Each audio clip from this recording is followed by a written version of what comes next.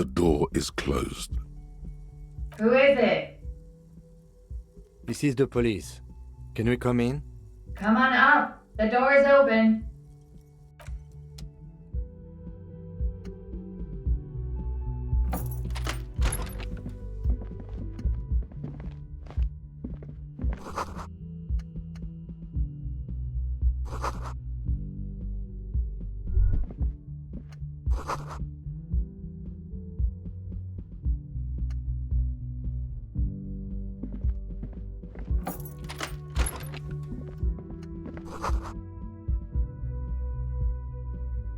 This medicine cabinet is full of wares. Sheets of pills, haphazardly stacked, one on top of the other.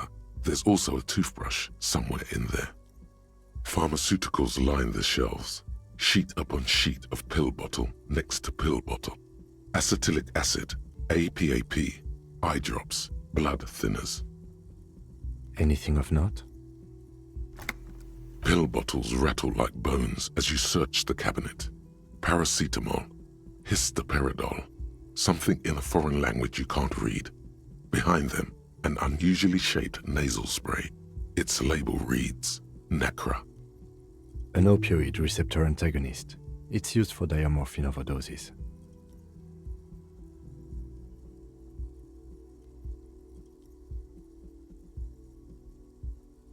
Among some foreign, probably Messinian or Gotwaldian, marked red blister packs you find. What do you find? This is going to take a little know-how.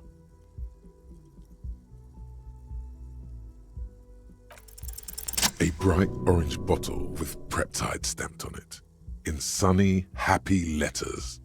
Jackpot, baby. That's the stuff you're looking for.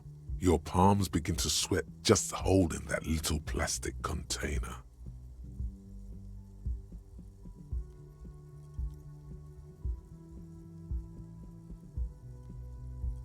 It's speed, man. Just what you were looking for. They call it dextroamphetamine and talk about psychological disorders. But what we're seeing here is some scientifically advanced trucker speed. Peptide, a euphemism for pharmaceutical amphetamine. Prescription speed. The fuck are you waiting for? Let's get super fucking preppy.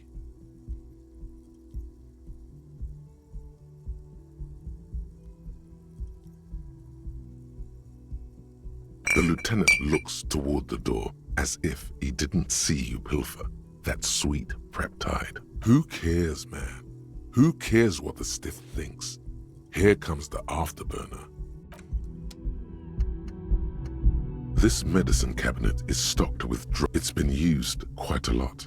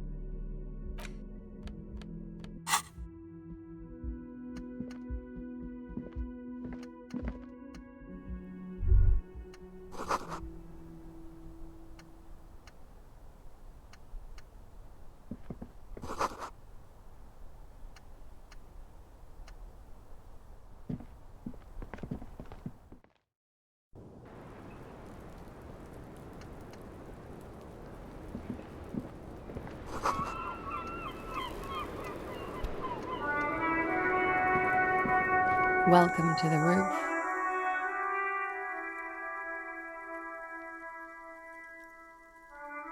Below her silvery jumpsuit, an athletic young body, built long and lean. Then toned over several years of self-defense training. You can sense it in the sharp pointing of her elbows. I'm sorry for the mess down there. The cleaning lady hasn't come by in days. I'm beginning to wonder if she ever will.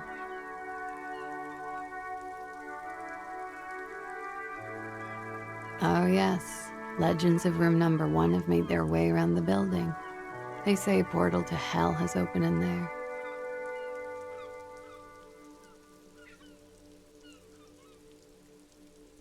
They also say that's why the cleaning lady quit, because of the infernum.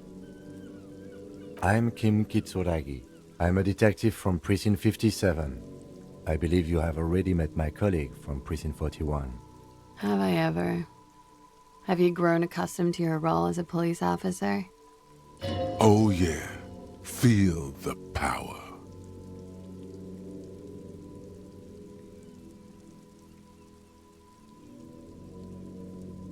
Like riding a coppercycle.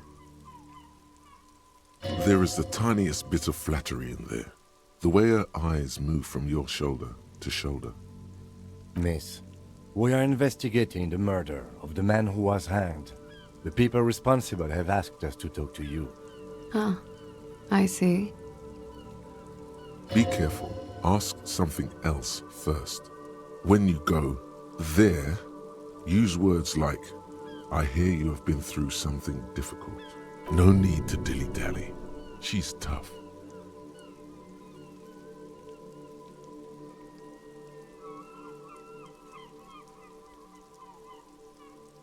You'll sound like a namby-pamby. Coach Physical Instrument is overdoing it, even by my standards.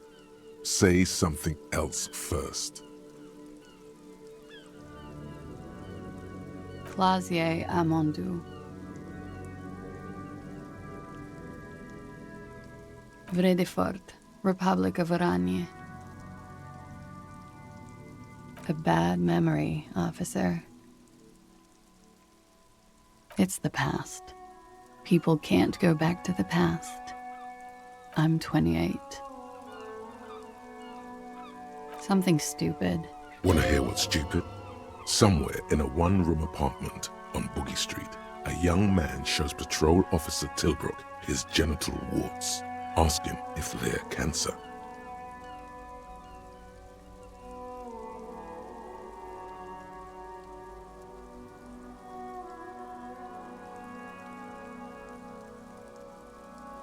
His partner, Emil Mullins, can't be there.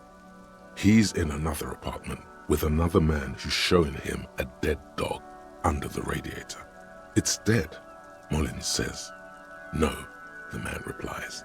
I touched him. He's warm.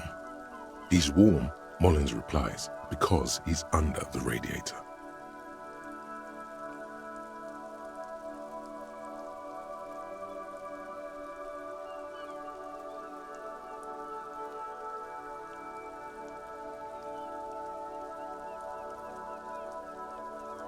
Oranese lit. Oranese literature. It's what I studied at the university. Fear of failure, fear of death, how it sucks to be Oranese. All national literatures are. Only the name of the nation changes. If that's true, then Revacholian lit would fit you like a glove.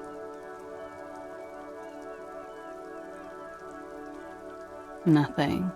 I do nothing with it.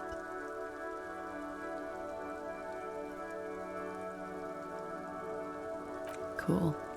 I've made more money by just being than I have with Oranese lit. Many things.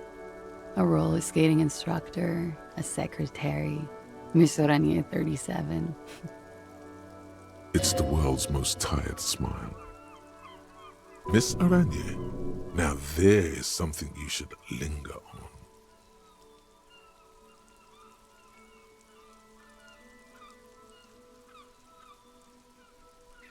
It's a beauty pageant, held in the year of our century 37, in Oranje. It's a competition for stupid girls. Men look at them and choose the most beautiful. When you have the fewest deviations from the norm, I've been told it's a type of mediocrity that I possess.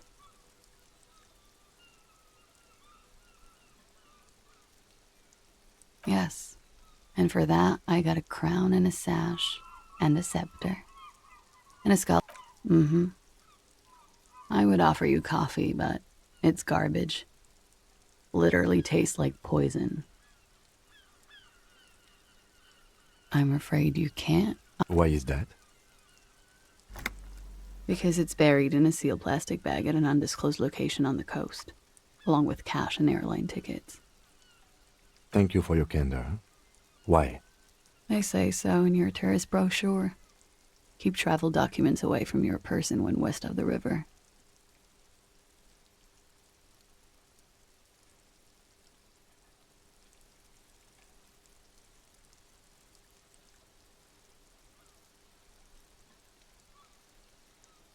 If I were to lie to you, I would come up with a more mainstream name than Clausier Mondu. It's a weird name. Okie dokie. The record. So official.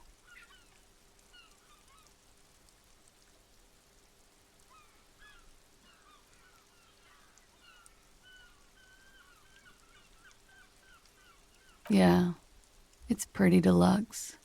No one likes to talk about their dirty laundry and their empty bottles. Maybe if you phrase it emotionally.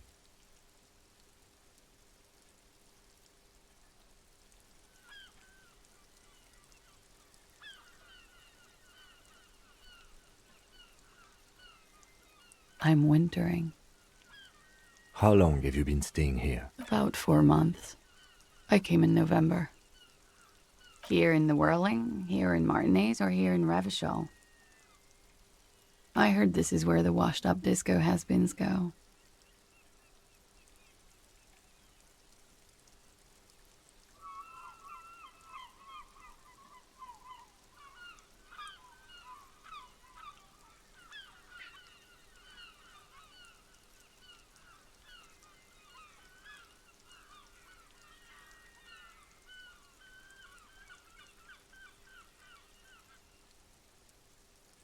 I'm really not.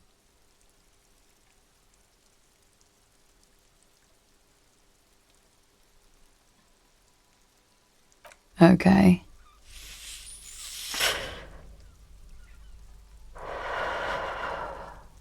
Something difficult? I've been through at least half a dozen difficult things. Which one do you mean? By sexually assaulted, you mean raped? Yes. It's a bit early in the morning for raped, isn't it? She sounds positively buoyant, vivacious, totally unbothered.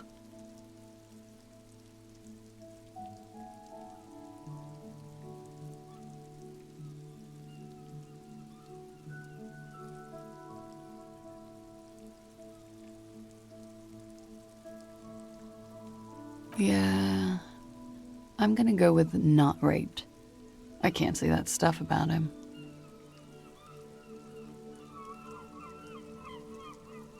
Tell them it's not my style. They'll have to, if they want to jazz up the charges, they'll have to get someone more, rapeable.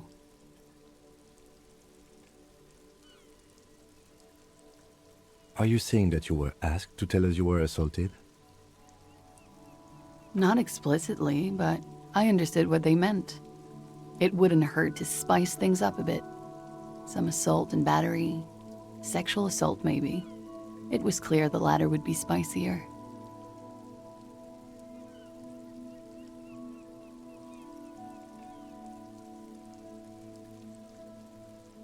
They're frequent guests. Downstairs, they have a booth for union members. They're probably down there now.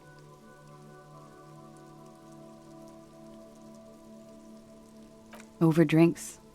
It's been a long, boring winter. Pretty much. Warming them. She must be very cold and exhausted of this life.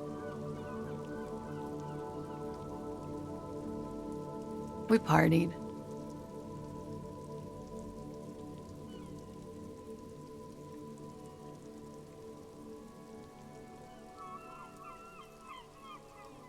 With all due respect, sir, I think we partied a little harder than that.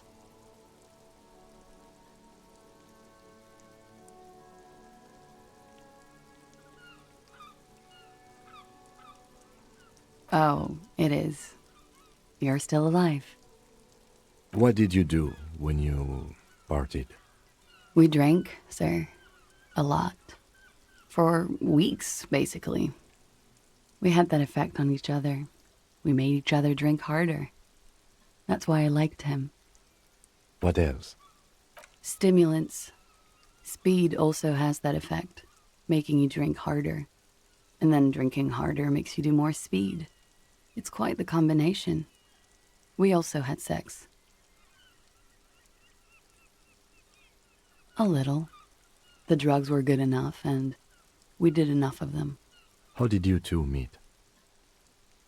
Downstairs, at the bar. He was on some sort of assignment, a military man, as you probably know. Had a cool, scary scar. She appears aloof, but that scar part, the scary, is stressed and drawn out. What's that about? Apprehension? With longing. She misses him. When was this? A month ago? Something like that.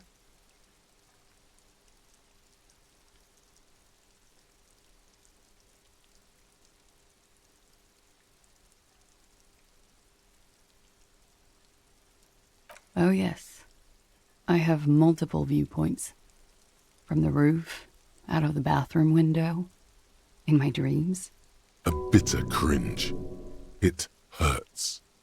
You look to the lieutenant. You called us, the RCM. Yes. I made it. And I would appreciate it if you didn't tell everyone. In Martinez, they call it snitching. Reporting crimes is confidential in Ravachol, miss.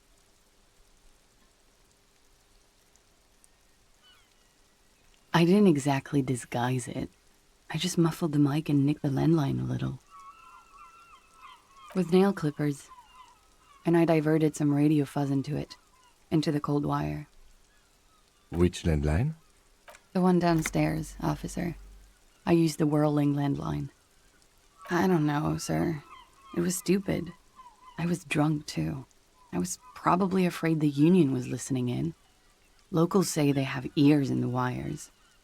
Thank you for making the call, miss. It was the right thing to do.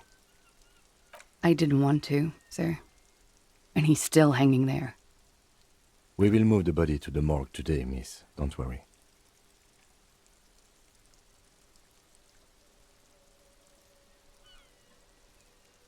I'm sorry, I can't do it. Not right now. Later, maybe. I keep seeing him. Like he is now. I can't talk about his, I don't know, hair. I know it's difficult, miss. We can return to it later. She meant she sees him in her dreams. You have? Not like I do, I imagine. She sees them in each other's arms.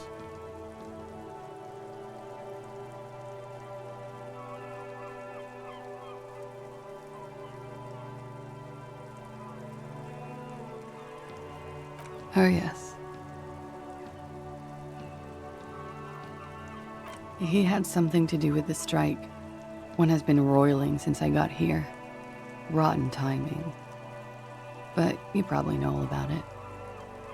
And his role in this strike was what? I think he was in a security detail. He was ex-military, worked for Wild Pines, and against the Union. We didn't discuss work much, if you know what I mean. But I understood it was dangerous. And they lynched him for it? She nods.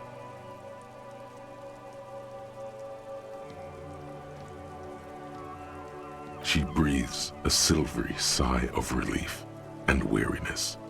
Should we head by downstairs, officer? We may have things to discuss there.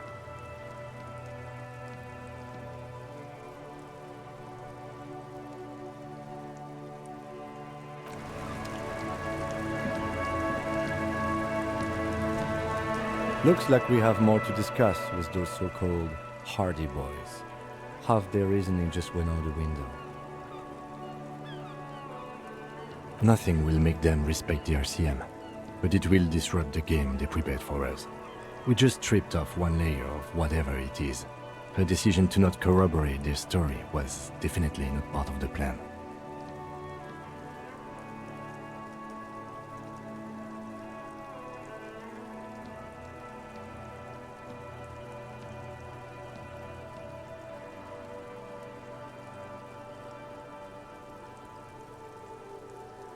What else could she have done?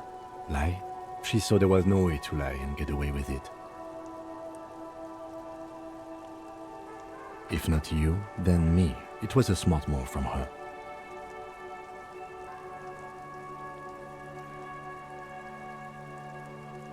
You think so?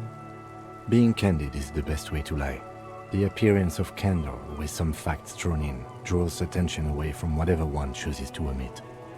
She may be trying to control the pace of the investigation. Anyway, we should move. I suspect our inquiries will bring us back here soon enough. The same small, heavy door. No lock in sight. I don't know. It is not the first closed door we found in this building. There is also your mysterious blue kitchen door. I don't know. The further we get, the more this building seems to be tied to the case. Below, the hostel cafeteria creaks and groans under your added weight. A skeleton of composite support beams and cantilevers. A dull thump. Somewhere inside, a wind brace rattles from the imperceptible motion of the building. The vigilantes, the cadaver, and a number of people connected to the case are in or around this building. This door is part of it. It's not unimportant.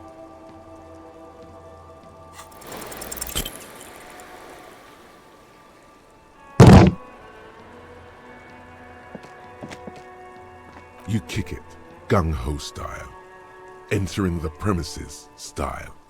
But the door fails to respect the force. All right, let's trash the place. Let's not. Your foot is ready to explode and punish this object.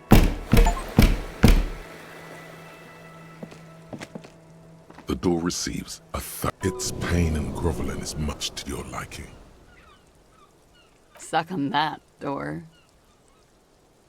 It's barred from the inside. You hear the bar rattle in the brackets.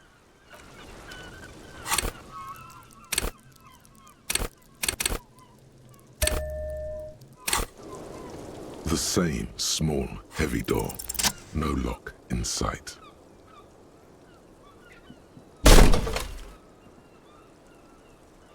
This time, something cracks inside.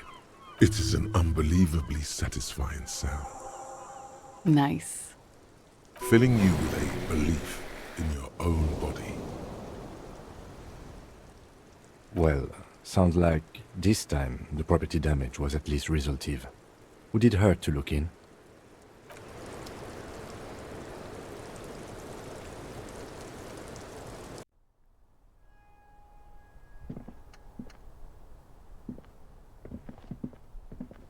You clearly see footprints in the downy carpet of dust covering the workshop floor.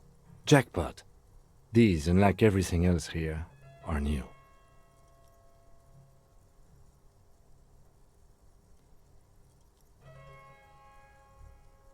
Large prints, most likely made by Boots.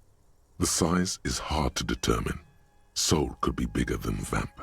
The soles have left a pattern, uniform, horizontal lines.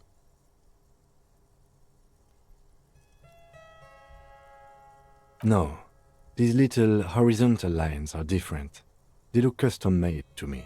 Or some kind of foreign print. Hard to say. Still a boot, though. The size looks about the same, actually. They are not the same shoe, but they could be the same person. Everything around you is quiet. The prints crisscross the workshop floor. 3 weeks maximum, from the dust coverage. It could easily have been 1 week too. You know, officer. This is good. He likes it. There's a little smile there, in the dark of the workshop. This isn't bad at all. It was a good idea to see where that door leads. Commendable work bringing us to this place. It means someone snuck through what seems like a secret route, behind our rape victim's room, in the recent weeks.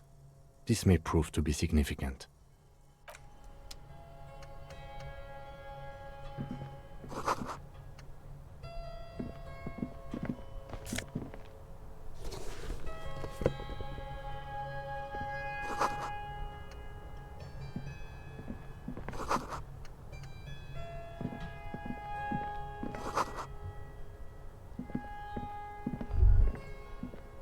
This seems to be some kind of workshop for fixing up pinball machines a long time ago.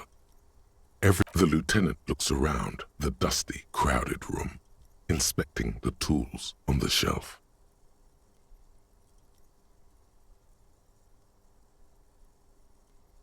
At some point, 20 years ago, 15 maybe, before pinball went out of vogue. Looks like it. I'm guessing Martinez North 22 used to be a pinball arcade before it became a hostel. There are machines left over. Downstairs in the hall, next to the main door. One of them even works. I've seen one of the artists bang away at it.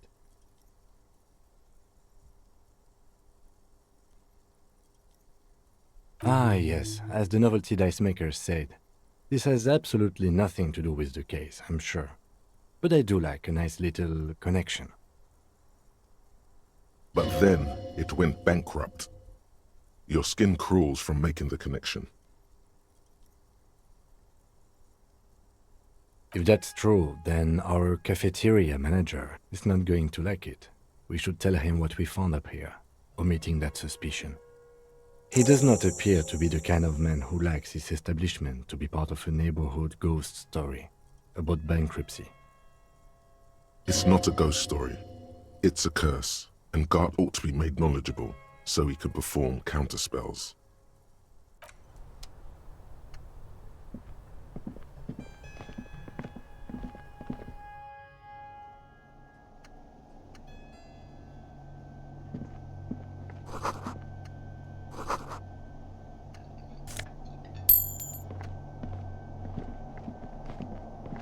Over there, in the corner. Not just any pinball machine. This is the pinnacle of pinball. Cornelius Gordy and the Mountain Goats. It's lit. You can't wait to get your hands on it. The pinball machine. Gordy's Goats, a classic. A little. Feels like a lot. Too much to play it again. Ah, great. Cornelius Gordy and the Mountain Goats reads the golden lettering on top of the back box. There's a small column of text underneath. The machine is coin-operated. Get the game on, Fingerboy. Those flippers are ready. Above the painting of a mustached man climbing a hill, a column reads, inspired by the legend of Cornelius Gordy, taken on the world's tallest peak, Corpus Muindi. The Mesk legend holds that when the nation is in danger, heroic Gordy shall return and save his people. The theme of the game is to explore Gordy's climb through the perspective of goats and the peak of the mountain is at the top of the playfield. All the areas around the playfield represents Gordy's climb, places he was said to have camped, which the goats can discover. Get them to the summit. Indeed, think of them as balls.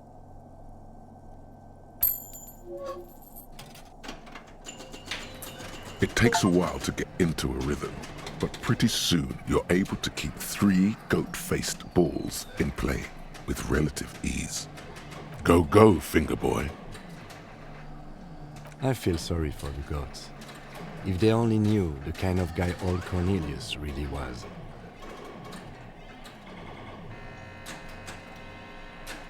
The kind of a guy who uses the word savages a lot when recounting his travels. A masked nationalist. An avid huntsman too. He was often photographed in his dining hall, surrounded by wall-mounted hunting trophies from every continent.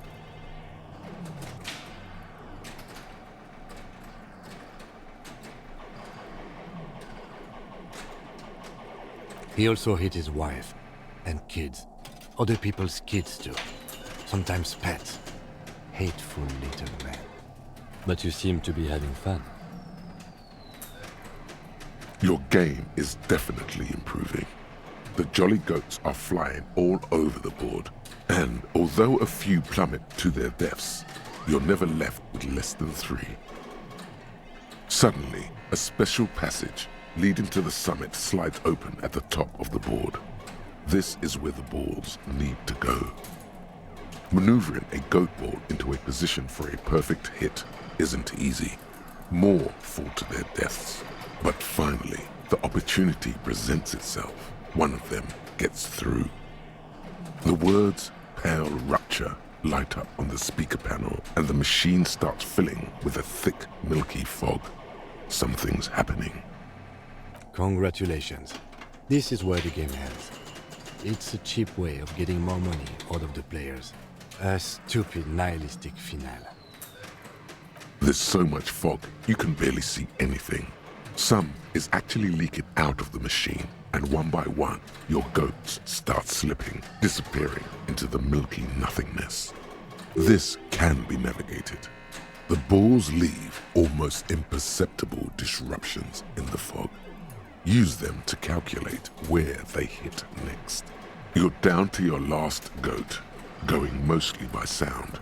Eyes are useless at this point, but that goat is something special. 5 times you snatch him back from the jaws of death. I am. I've seen it before. Played it too. You will eventually make a mistake and then it's all over.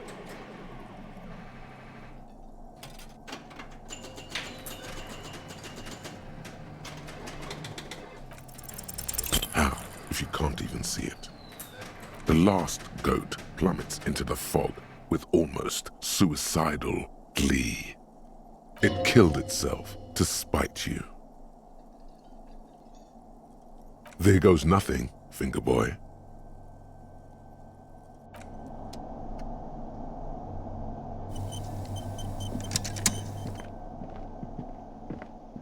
You see a heavy steel door with a prominent dimple lock.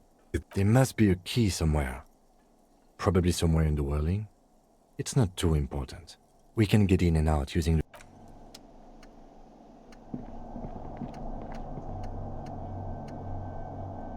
This small elevator is dimly lit by a bulb that's been glowing for ages. The lamp smells of nougat and sweat. Your head brushes up against the ceiling. There is a control panel to your right, and just enough room for 2 people to fit in.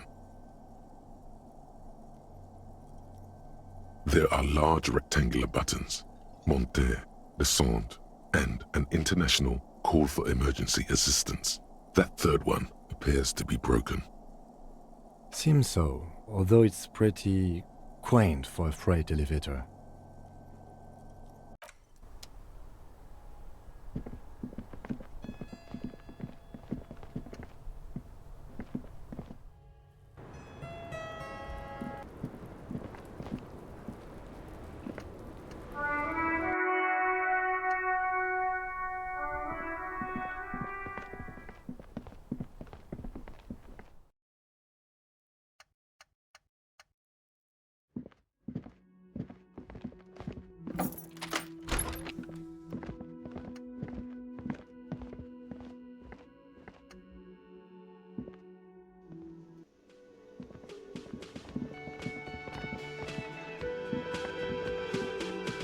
Can I help you?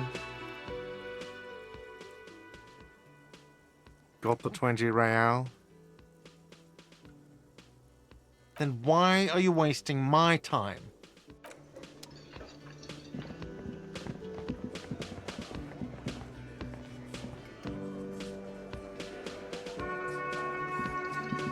It's you again. What is it?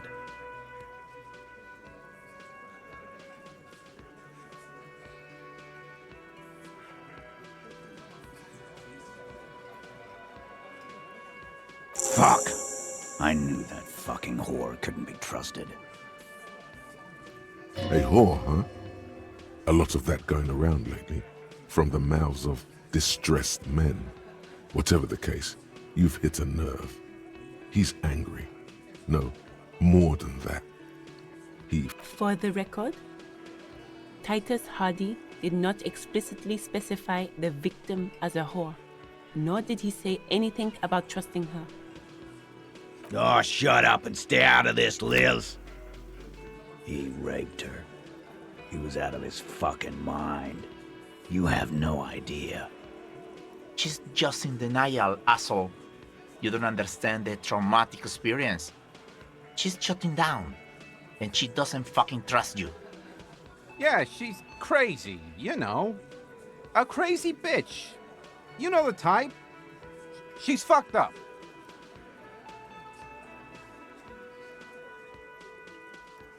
Lawman, I'm at the end of my goddamn rope with you. I fucking told you not to push her. His hands become fists. And you went and pushed her. I am gonna fucking... Titus Hardy! Success. Titus backs off. Fists down, everybody. Goddamn, no one tells you to put your fists down. Everett personally sent me to take care of this. If this goes south, we'll all be in the shit. But you, Titus Hardy, are going to be buried. Am I understood? Someone has to rush in to break the tension. The second in command. Look, Copper. We know that that fuck was a rapist and a killer. We got him confessing to it on tape. Show it to him, T. What's the harm, right? Here, jerkwad, listen to this shit. And then come back and tell me the soldier of the apocalypse was an innocent man.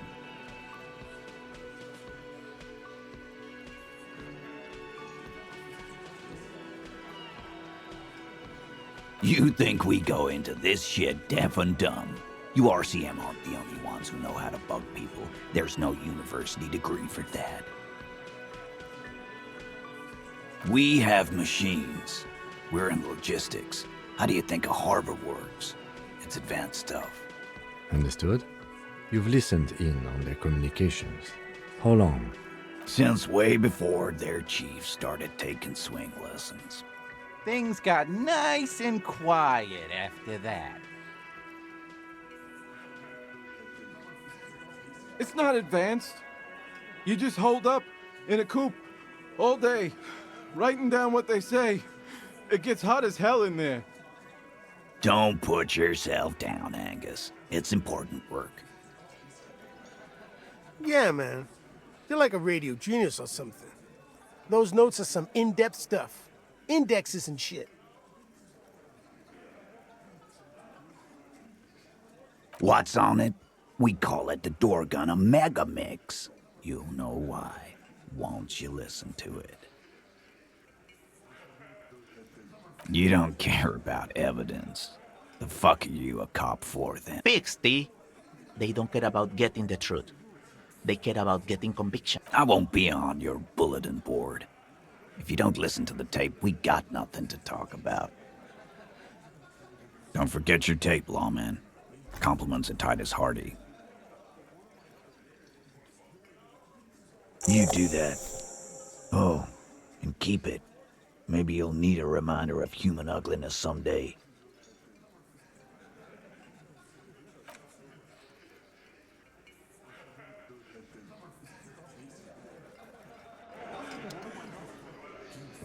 Yes?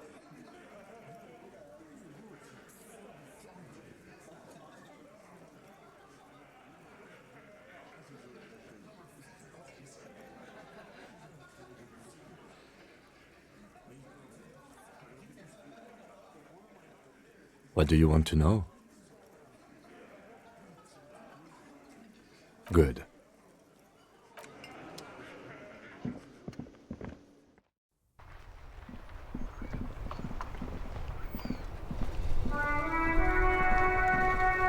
Inside, you see a set of steering levers, a radio microphone, a pull-out toolbox, and the soft glow of the fuel preheater gauge. This is Precinct 57. How may I assist you? 57. In the cabin, you see a set.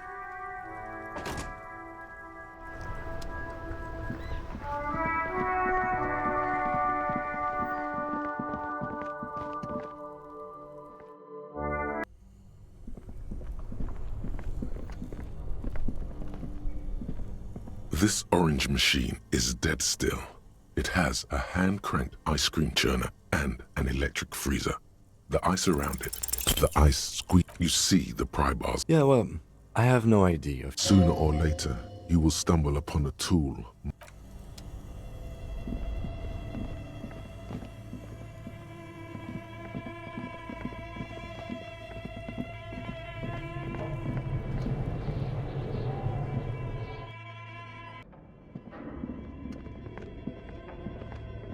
Tiles on the cube are still smoldering.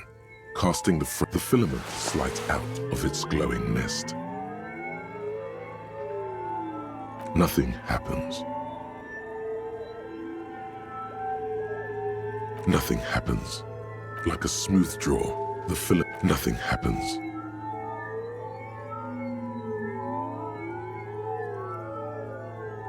The speaker comes. Good afternoon. Please repeat. Is this the production schedule? Good. Please repeat the password. Proceed. Don't worry. Passwords have a way of turning up. Fortress accident. Thank you. Tiles on the cube are still smoldering.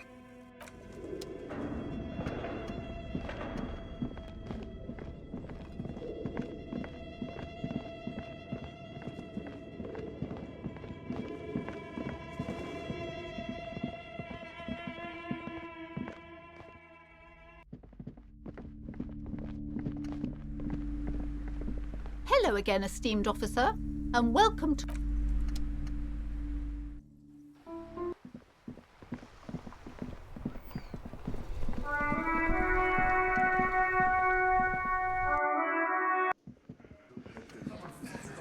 It's you again.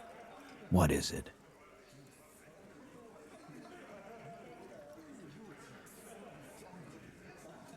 Yeah?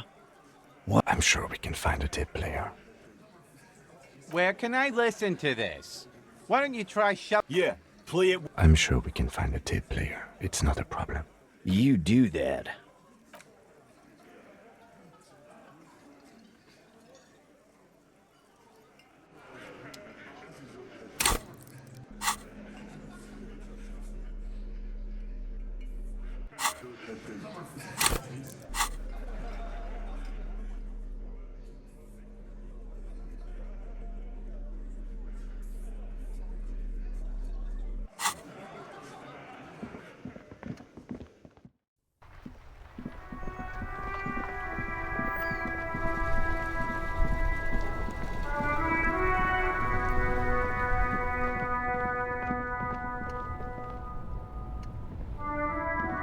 Everything's still cool here, officer.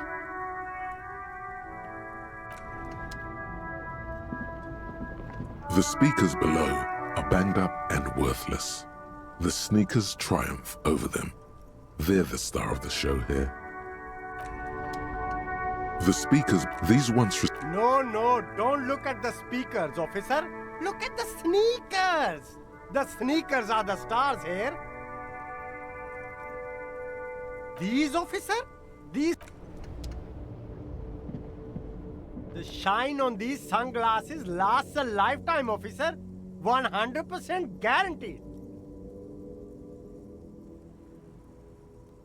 These are all first-rate sunglasses.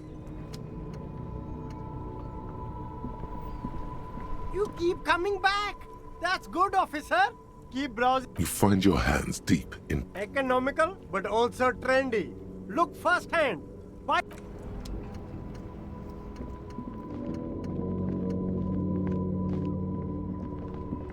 Everything still... Me? It's a boring story, officer. Who cares about the past? Very cool. I like your style, officer.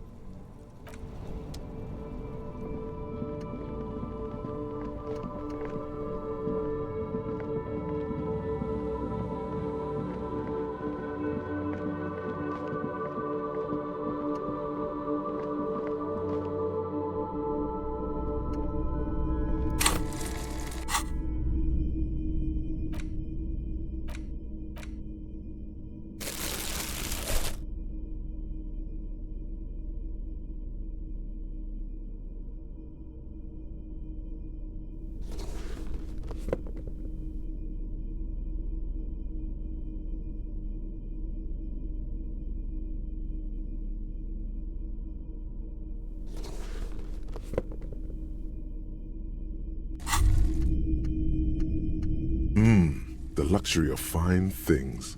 Just look at those black monk straps. After spending an entire day hustling, who's to say that you didn't deserve a pair of ridiculously expensive shoes on your tired feet?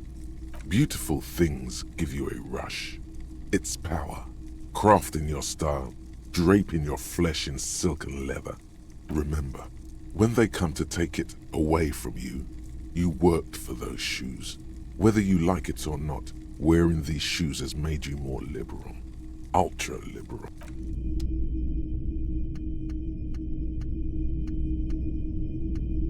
The boomboxes wait on the shelves, and your boombox, that gold and amber Harman Waushi, stares at you longingly with its tape-reel eyes. Sorry, man. I can't be giving out freebies. Never have, won't now. A discount? I do have to keep the lights on, man. Remember, he doesn't like music. He likes sounds. The Doorgunner Megamix is his type of tape. Certainly, he'd give you a discount if he knew you'd play something so experimental.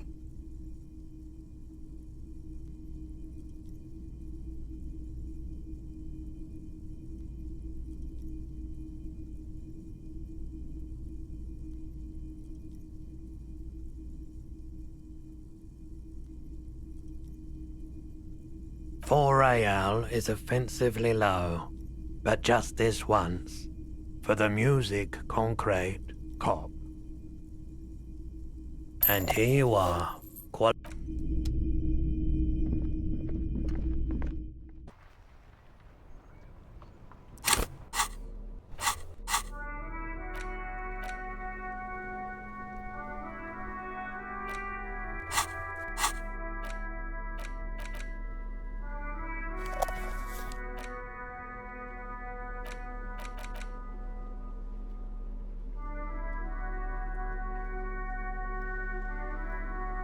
The porter reel is just what you needed. The reels attach to the apparatus with a satisfying click.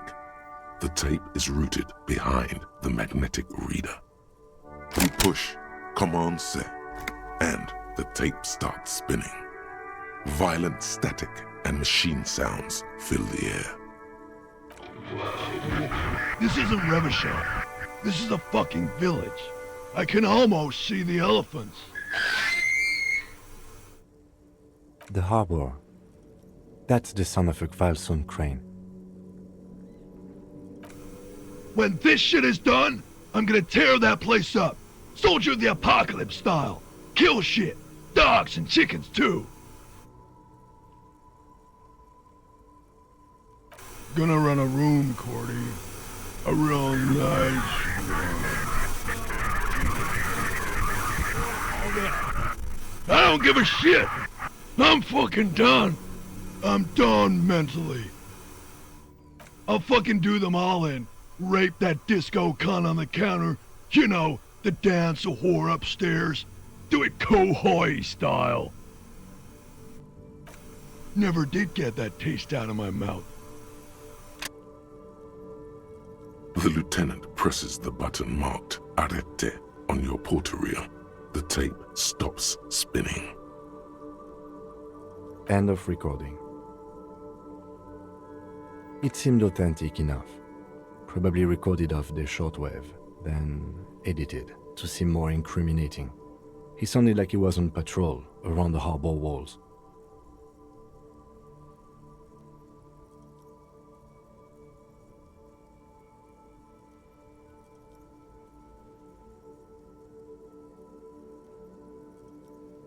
Still, there's more going on here than we know. A village on the Samaran Isola in South Safre. Grad committed war crimes there, the kind of thing he talks about. Who knows? Maybe the tattoos would have an answer. Or maybe Kohoy is just merc talk for atrocity, slaughter. One of the other mercenaries, I think. The one he was talking to. A friend of his?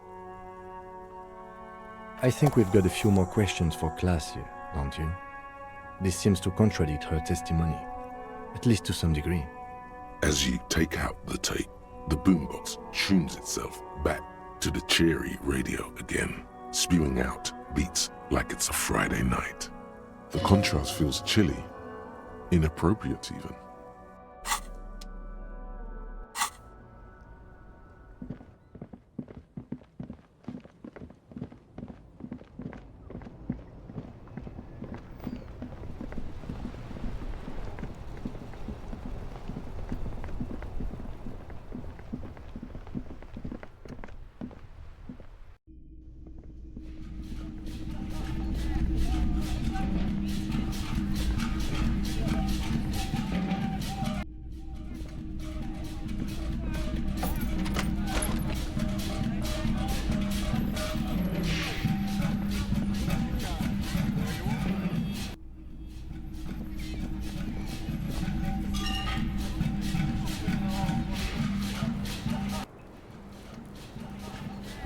Officer, it's a fine day for questions.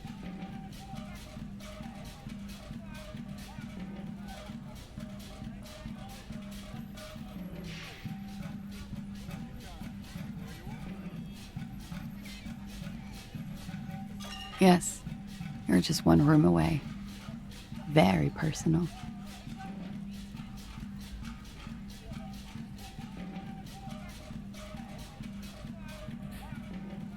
You do not need to know that. What you need is to ask normal police questions, like... Get a grip, he thinks. At least do your personal stuff when I'm not here.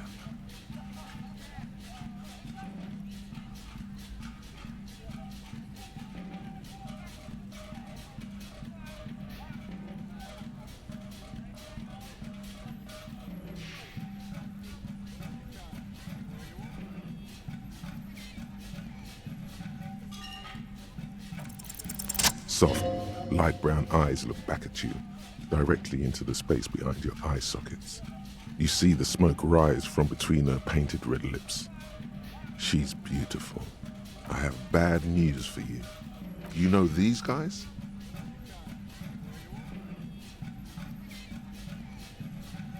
Who? Me? Yes, you. He's talking about you, you groveling sycophant.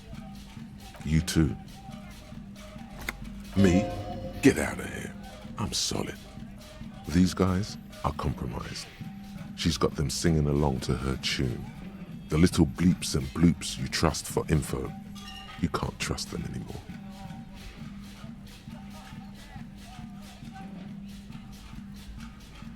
Believe it.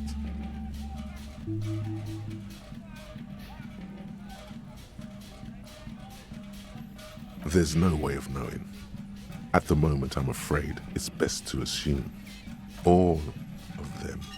Bullshit, man. I ain't compromised. Especially that guy. That guy's the most compromised one in here. No fucking way, man. I just want a drag of that sweet menthol Ziggy. Really? Quick, tell me what's under her jumpsuit. Glory, truth, softness, protect her.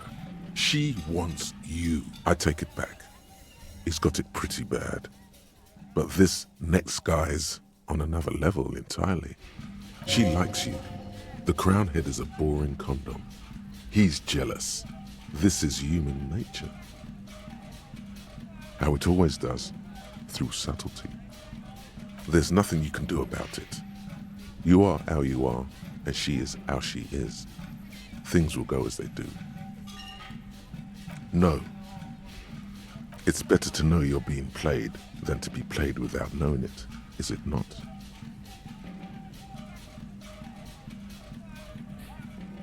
I think it's safe to assume, yes, Mr. Thespian here hasn't been speaking up.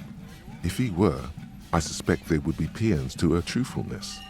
Like this, "She is a lady, most fair and just." In his defense, to reduce him to such inadequacy, she probably had to employ half-truths more often than outright lies. That is correct, and omissions too. A little. They're all still of limited use, interpreting things to the best of their ability. Maybe they add flair or something. I wouldn't know. I don't add flair. But when it comes to assessments of character and factual accuracy, they are not to be trusted. Not with her. Don't be melodramatic. You can trust them. Just not with Miss Orange Disco Dancer here. You can't draw a sound conclusion. The one he usually does says, "She may want to control the information rollout, not to become a suspect. She may have a past she's escaping, unrelated to this case. You doubt it's something truly insidious. See? It's oddly moderate, probably compromised. Don't worry, it's only been 4 or 5 seconds. You've got this."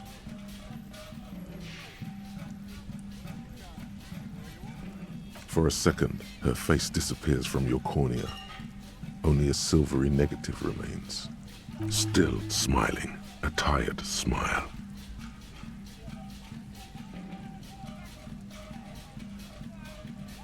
She puts her coffee cup down. This does not surprise her. Did he? I never said he was a good man, or that he had good intentions. Only that he was never bad to me.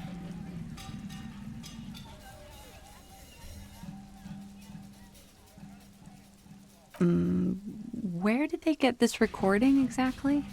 It's intercepted radio chatter of the deceased, recorded via a de-encryption station. It's authentic enough. Does he say he's gonna do it Soldier of the Apocalypse style?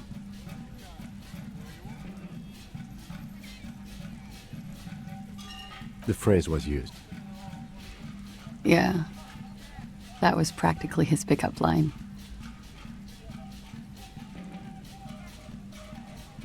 A memory surfaces in her tired neocortex. It's not entirely unpleasant. Did he say whores a lot? Was he pretty much on the verge of doing it Kohoi style?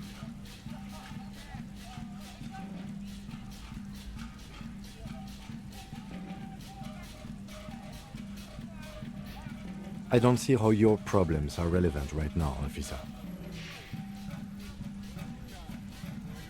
It's not a problem. As for Kohoi, officers... She clearly enjoys siding with you. He wasn't actually there. He didn't do a tour, or at least didn't tell me he did. Would have been overkill anyway. He lived his own little Kohoi. It wasn't his everything.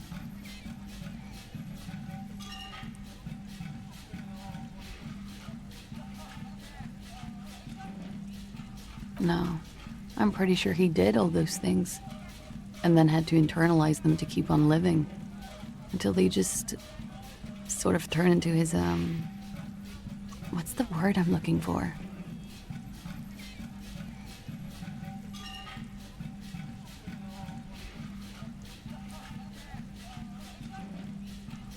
Running joke. I was gonna say running joke. And it sounds like you didn't even get the good bits. Lely's punchlines got way, way funkier than that. He was like the Seminoles conflict, the Khohoi massacre, and the 36 famine in Yezud all rolled into one person, then cast in Orani ceramic armor, which he wore in bed and in the shower.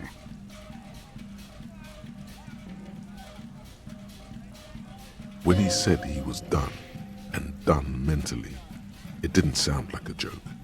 It sounded like a deeply troubled man.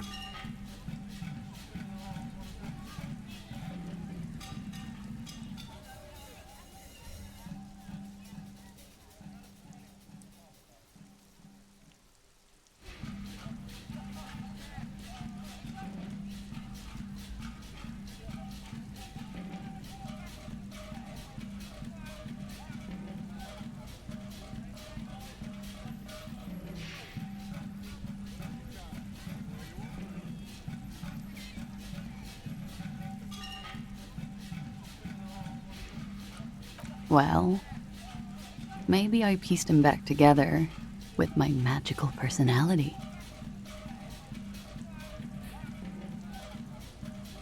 Afraid of what? That tape the Hardy Boys recorded? Your mother probably never told you this, but girls are evil. Had I the physical robustness and social support, I'd be in Khohoi. I would be tearing it up Soldier of the Apocalypse style. She wouldn't. She doesn't have the full Hoi in her. Did he tell you he had actually done any of those things? In Martinez, I mean? No. We were too busy laying waste to our own nervous systems to direct any of the fury outward. He seemed happy, I guess. At ease. As much as a man like him could be. There is a small measure of pride in her, that she could quell the rage in such a being.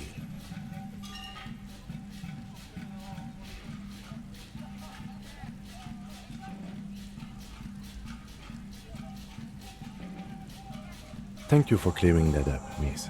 Whenever you're ready. I'm interested to hear what Titus Hardy has to say now. She takes a very small sip of her coffee and smiles.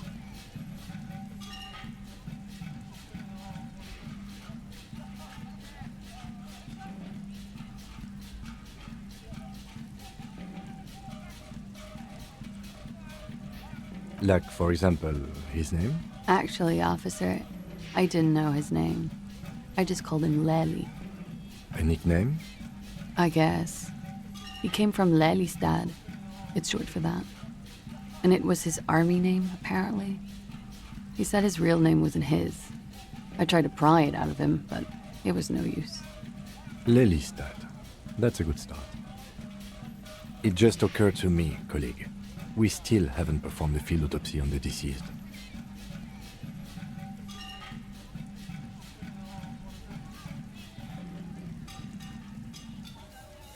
The questions I have assume some kind of foreknowledge on our part. I suggest we go and perform it now, and return once we've brought ourselves up to date.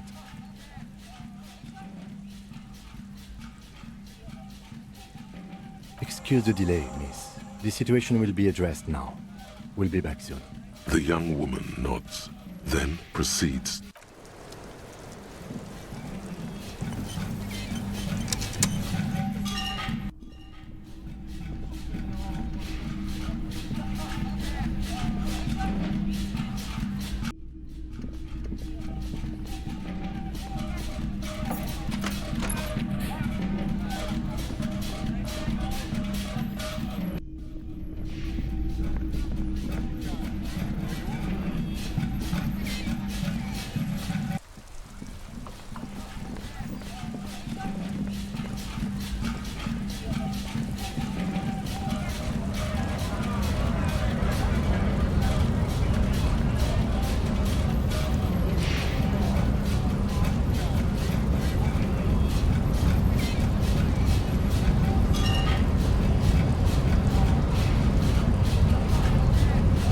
Unpromising race pupil returns. I am not the first line of defense. I am the last. In addition, these so-called Hardy Boys are an effeminate clique of bodybuilders. Their company is spiritually degrading. The hardy manlets are on the pay of the company. I answer to the union alone. And I do this out of race heroism. Finance is an alien concept to the simile. Now leave me be. I must luxuriate in the company of my woman.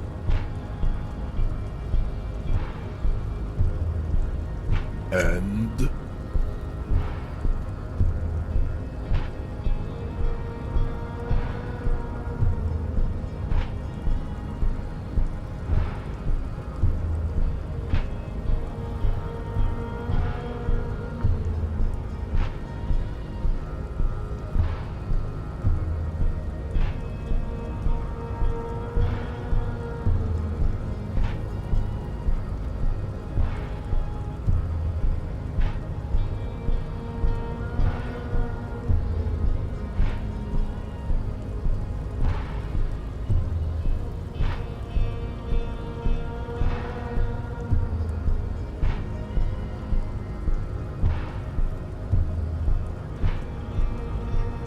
Look, babe. The mignon of law is also a racist. But his racism is basic and rote. He thinks he has solved the great race enigma by describing a rote mechanism of scientific competition. So unadvanced. The basic race education he received in high school has led him to think his phylum are the sole authors of race theory.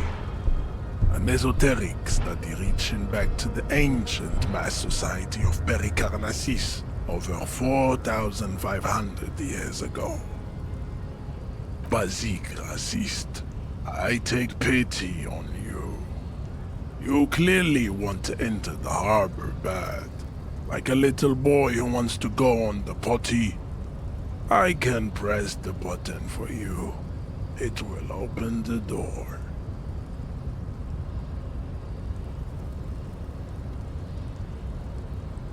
Very well. You may enter the door once.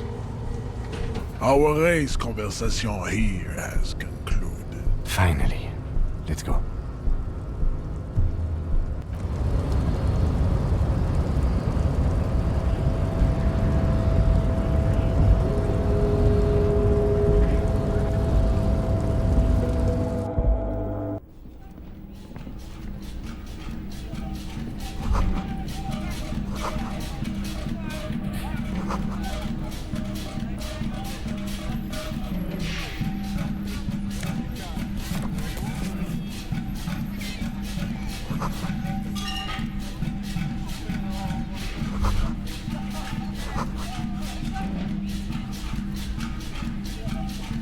On second glance, someone has forgotten to properly It's unfortunate for the Union to just leave their paperwork lying around like this. Let's see what's inside, he thinks.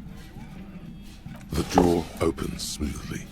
Hundreds of documents containing logistical data and the same materials being handed over to companies. It's hard to make sense of this thicket of company names, dates, quantities, and percentages.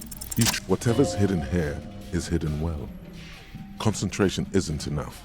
Only a trained accountant with a background in logistics would be able to really make sense of it.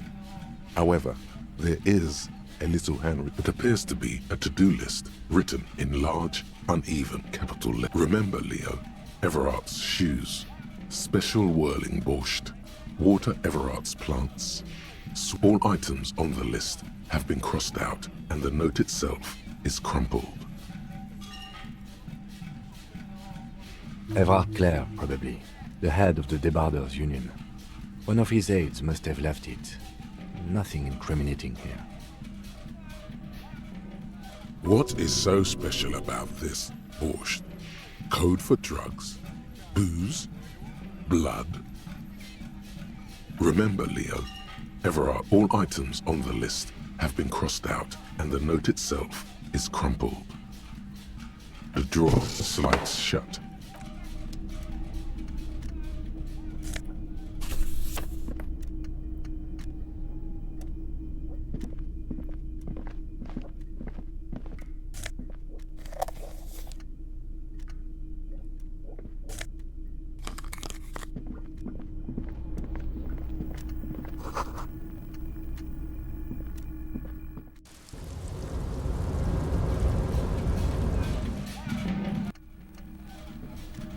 An imposing combination of a punch clock and a payphone is looking down at you from the wall.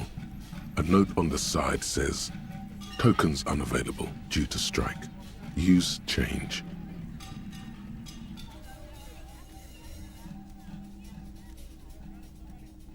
The machine swallows your coin and seems to be waiting for your next move.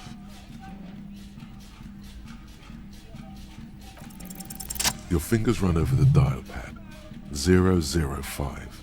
That's the dialing code for Revachol. 4952. And a moment of hesitation before entering the final numbers. 993. Calling. Calling. Still calling. Video Revachol, 24-hour video rental. You rent 8 and 10mm film for home use. This is Lammy. How may I help you? Video Revachol is a 24-hour video rental. We rent 8 and 10mm film for home use. This is Lammy. No.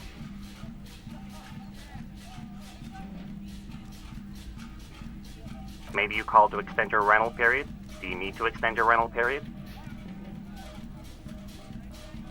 If you need any further assistance, you can visit us on the corner of Voyager and Main. I can't help you over the phone. Are we done? He thinks you're pulling a prank on him. On the corner of Voyager and Main, a large neon sign hangs on the side of a building. Video Revachol, 24 hours. It's raining and there is almost no traffic on the street. A woman's footprints in the mud lead away from the front door.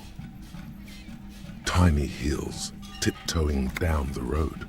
Beautiful steps, light-footed with a lifetime ahead of them.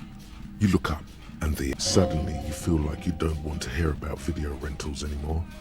You don't want to hear about any of it. It was all shit. It's over.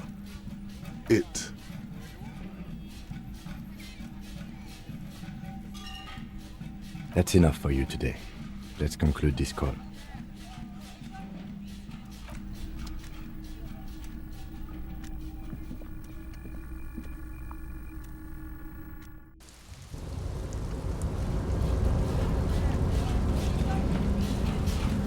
Looks like someone left his tarpaulin cloak hanging on the railing here. The white rectangle of the Revachol citizens. This is your cloak. You can feel it. Yes, it does bear the RCM insignia, and we are the only detectives in The service cloak issued to you by your station. As your fingers touch the tarpaulin, it almost feels like the cloak. I will shield you from the elements and give my life for yours.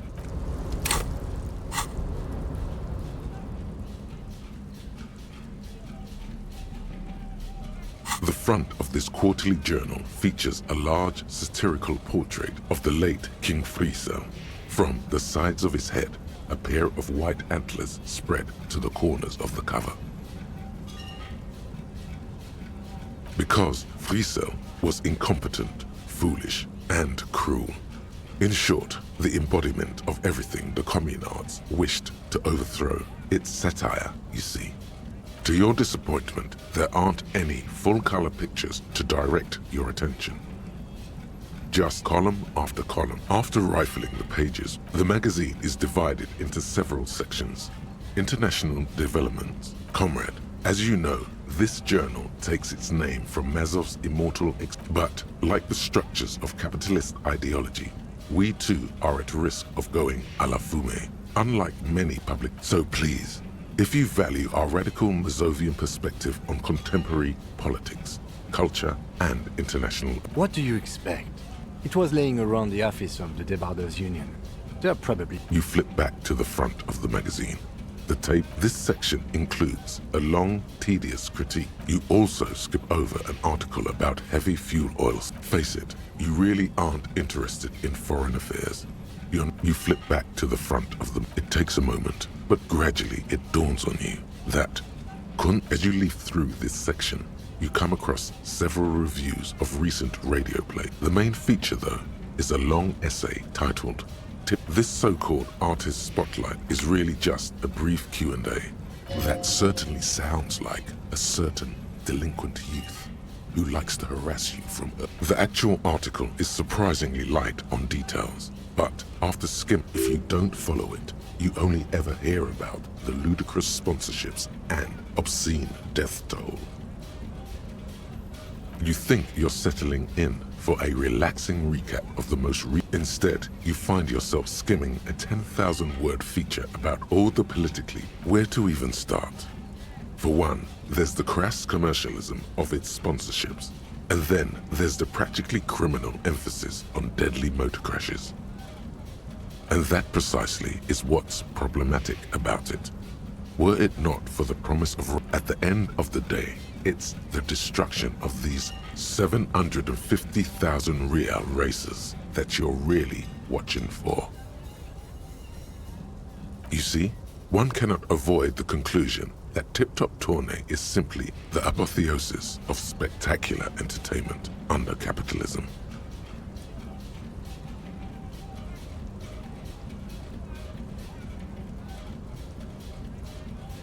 I can safely say the thought had never crossed my mind, Detective.